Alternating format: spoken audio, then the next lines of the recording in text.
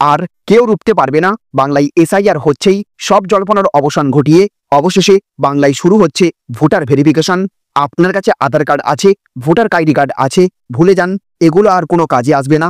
Supreme court এবং কমিশনের এক সুরে রায় বেরিয়ে এসেছে, এগুলো নাগরিকত্বের প্রমাণ নয়।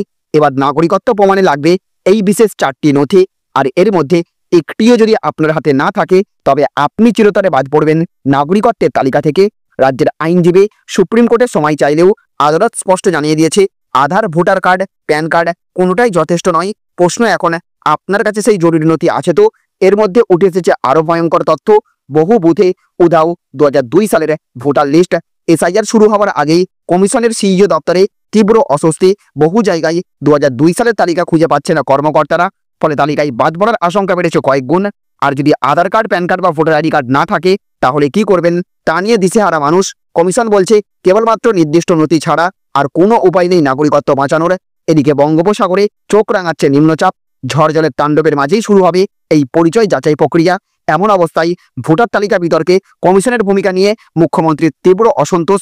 যদিও তার বার্তা, ভয় পাবেন না, রাজ্য সরকার আপনার পাশে আছে, কিন্তু সতর্ক থাকুন, সময় দ্রুত পড়িয়ে আসছে। এই 4টি নথির মধ্যে একটিও যদি আপনি এখনো আপনার হাতে না থাকে, আগামী দিনে হয়তো আপনার নাগরিকত্ব শুধু কাগজে নয়, ইতিহাসের পাতায় পরিণত হবে। তাই আজকের ভিডিওটা মন দিয়ে দেখুন, প্রতিটা খবর আপনাকে বাঁচাতে পারে তালিকা থেকে বাদ পড়া থেকে।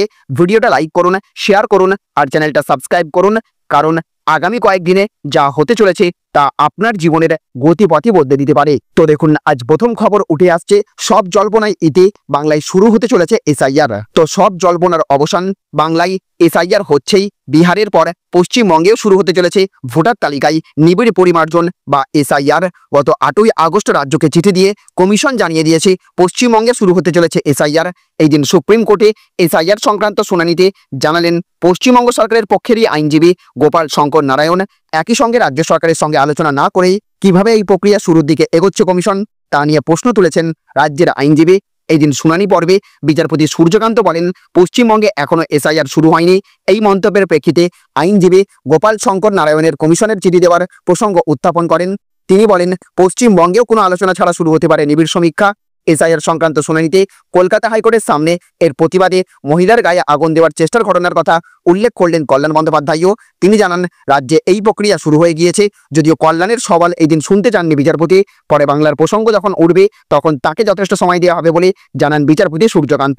শুধু তাই নয়, সাথে সাথে আজ আরও একটি বড় খবর উঠে আসছে, Aadhaar card, voter card, pan কার্ডও যথেষ্ট নয়। ভারতীয় নাগরিকত্ব প্রমাণে আরও কি লাগবে জানুন।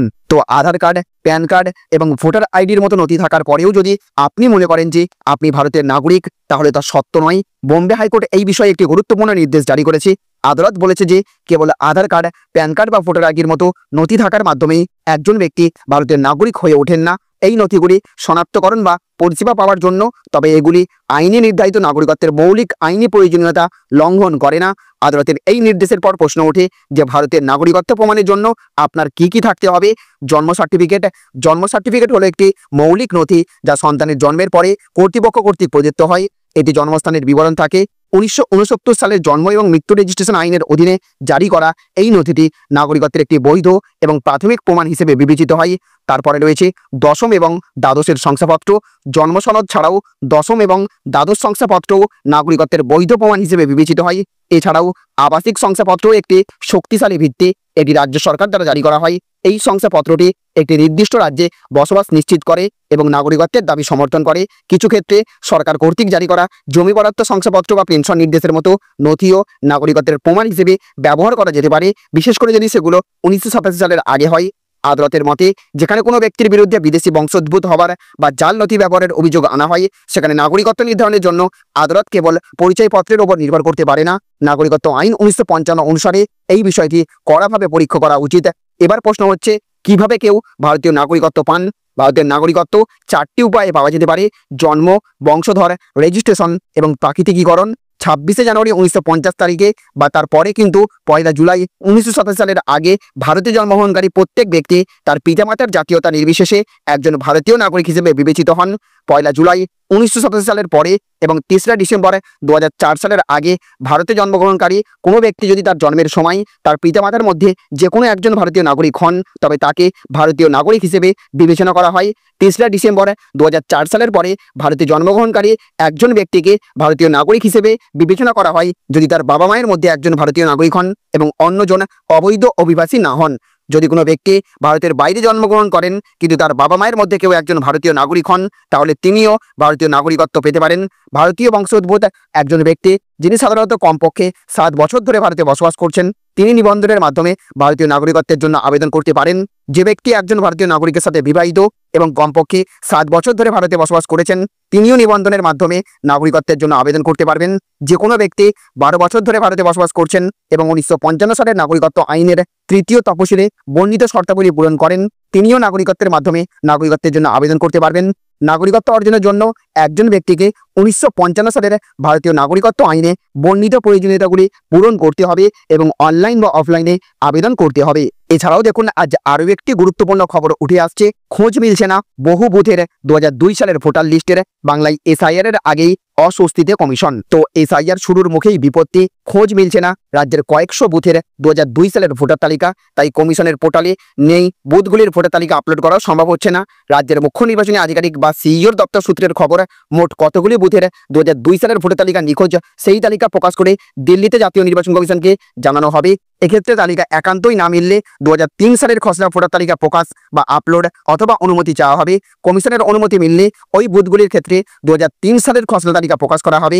2002 সালের পর চলতি বছর রাজ্যে ফের বিশেষ নিবিড় সংশোধন বা এসআইআর শুরু হতে চলেছে, যেখানে 2002 সালকে ভিত্তি বর্ষ ধরে নতুন সমীক্ষা ও সংশোধনের কাজ করা হবে বলে জানিয়ে দিয়েছে জাতীয় নির্বাচন কমিশন। সেই অনুযায়ী রাজ্যের সিইও দপ্তরের তরফ থেকে রাজ্যের সকল জেলাশাসককে নির্দেশ দেওয়া হয় 2002 সালের ভোটার তালিকা সিইও দপ্তরে জমা দেওয়ার জন্য। জমা পড়া সেই তালিকা ইতিমধ্যে নিজস্ব ওয়েবসাইটে আপলোড করার কাজও শুরু করে দিয়েছে সিইও দপ্তর।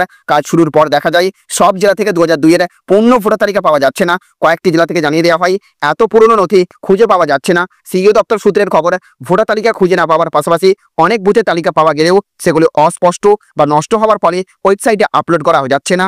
এই বিষয়ে এক আধিকারিকের বক্তব্য, আমাদের কাছে 2003 সালের ড্রাফট লিস্ট অর্থাৎ খসড়া তালিকা রয়েছে। তার কথাই 294টি বিধানসভায় 80,000-এরও বেশি বুথ ছিল, তার সম্পূর্ণ তালিকা খুঁজে বার করা মুশকিল হয়ে পড়েছে।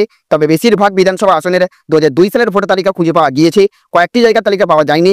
এক্ষেত্রে 2002 সালের ভোটার তালিকায় নাম খুঁজে পাওয়া না গেলে বিভ্রান্তি ছড়াতে পারে, ভোটার তালিকা থেকে নাম বাদ যাওয়ার আশঙ্কা জাগাতে পারে। এই সমস্যা সমাধানে 2003 সালের খসড়া তালিকা প্রকাশ করাই সেরা পথ। যদিও এই দিকে দেখুন, আজ আরও একটি বড় খবর উঠে আসছে। ভোটার তালিকার কাজে ভয় নয়, সঙ্গে রয়েছে রাজ্য সরকার, বার্তা মুখ্যমন্ত্রীর। তো ভোটার তালিকা সংশোধনের কাজে যুক্ত সরকারি কর্মীদের উদ্দেশ্যে আশ্বাসের বার্তা দিলেন মুখ্যমন্ত্রী মমতা বন্দ্যোপাধ্যায়। নবান্নে প্রশাসনিক বৈঠকে মুখ্যমন্ত্রী স্পষ্ট জানিয়ে দেন, ভয় পাবেন না, রাজ্য সরকার আপনাদের পাশে রয়েছে, সৎভাবে কাজ করুন, কেউ কিছু করতে পারবে না। ভোটার তালিকা সংক্রান্ত কাজে যুক্ত 5 সরকারি কর্মীর বিরুদ্ধে পদক্ষেপ না নেওয়ায় রাজ্যের মুখ্য সচিবকে দিল্লিতে তলব করেছে নির্বাচন কমিশন। এই পরিস্থিতিতে মুখ্যমন্ত্রীর এই বার্তা যথেষ্ট তাৎপর্যপূর্ণ বলে মনে করছে প্রশাসনিক মহল। বৈঠকে মুখ্যমন্ত্রী আরও বলেছেন, যারা ভোটার লিস্টের কাজে যুক্ত তারা যাতে আতঙ্কে না থাকেন সেটা নিশ্চিত করতে হবে। অসম সরকারের তরফে এনআরসির নাম করে রাজ্যের বাসিন্দাদের ভয় দেখানোর চেষ্টা করছে বলে অভিযোগ করে মমতা বন্দ্যোপাধ্যায় এটাও বলেন, ভয় পাওয়ার কিছু নেই, আমরা আপনাদের সঙ্গে রয়েছি। একই সাথে দেখুন, আজ আরও একটি বড় খবর উঠে আসছে। Aadhaar card, PAN card, voter ID card নয়, আপনার নাগরিকত্ব প্রমাণ করবে এই নথিগুলি। তো আধার কার্ড, প্যান কার্ড বা ভোটার আইডি কার্ড নাগরিকত্ব প্রমাণের জন্য যথেষ্ট নয়। সুপ্রিম কোর্ট এবং বম্বে হাইকোর্ট বারবার এই কথা স্পষ্ট করে দিয়েছে। এই নথিগুলি শুধুমাত্র পরিচয়পত্র হিসেবে ব্যবহৃত হয়, নাগরিকত্বের চূড়ান্ত প্রমাণ হিসেবে নয়।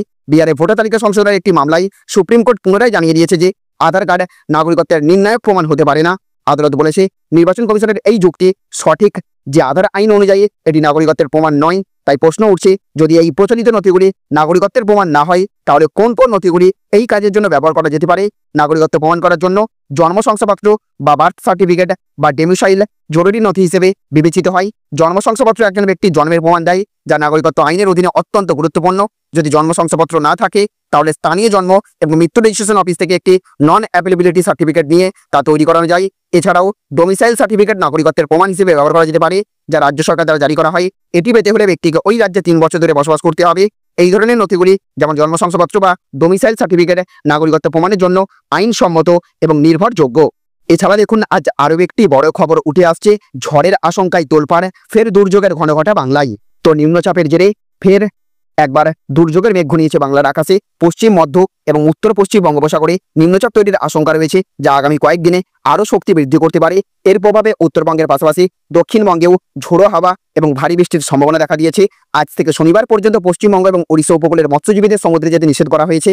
উত্তরবঙ্গে জলপাইগুড়ি, আলিপুরদুয়ার জেলায় অতি ভারী বৃষ্টির সতর্কতা জারি হয়েছে এবং দার্জিলিং, কালিম্পং, কোচবিহারে বিক্ষিপ্তভাবে ভারী বৃষ্টি হতে পারে।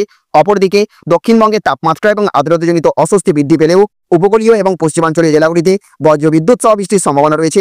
বিশেষত 2 চব্বিশ পরগনা, 2 মেদিনীপুর এবং ঝাড়গ্রামের মতো জেলাগুলিতে 30 থেকে 40 কিলোমিটার প্রতি ঘন্টা বেগে দমকা ঝোড়ো হাওয়া বইতে পারে। কলকাতায় আজ মেঘলা আকাশ থাকলেও বিক্ষিপ্তভাবে হালকা থেকে মাঝারি বৃষ্টির সম্ভাবনা রয়েছে। আবহাওয়া দপ্তর জানাচ্ছে, আগামী কয়েকদিন আর্দ্রতাজনিত অস্বস্তি বাড়বে এবং শনিবার থেকে বৃষ্টির পরিমাণ আরও কমবে। শহরের তাপমাত্রা 27 থেকে 34 ডিগ্রি সেলসিয়াসের মধ্যে ঘোরাফেরা করবে। তাহলে বন্ধুরা, এই ছিল আজকের কিছু গুরুত্বপূর্ণ খবর। আজকের ভিডিওটি যদি আপনার ভালো লেগে থাকে তাহলে অবশ্যই একটা লাইক দিন, বন্ধুদের সঙ্গে শেয়ার করুন আর চ্যানেলটি সাবস্ক্রাইব করতে ভুলবেন না। পাশে থাকা বেল আইকনটা প্রেস করুন, যাতে ভবিষ্যতে আমরা যখনই নতুন কোনো গুরুত্বপূর্ণ খবর নিয়ে আসি আপনি সবার আগে তা দেখতে পান। আপনার মতামত জানাতে ভুলবেন না কমেন্টে, কারণ আপনার প্রতিটি মন্তব্য আমাদের আগামী ভিডিওগুলোকে আরও ভালো করার পথে সাহায্য করে। দেখা হবে খুব তাড়াতাড়ি নতুন আরও এক ভিডিওতে, নতুন খবর আর নতুন বিশ্লেষণ নিয়ে। ততক্ষণ পর্যন্ত ভালো থাকুন, সাবধানে থাকুন এবং সত্যের পাশে থাকুন।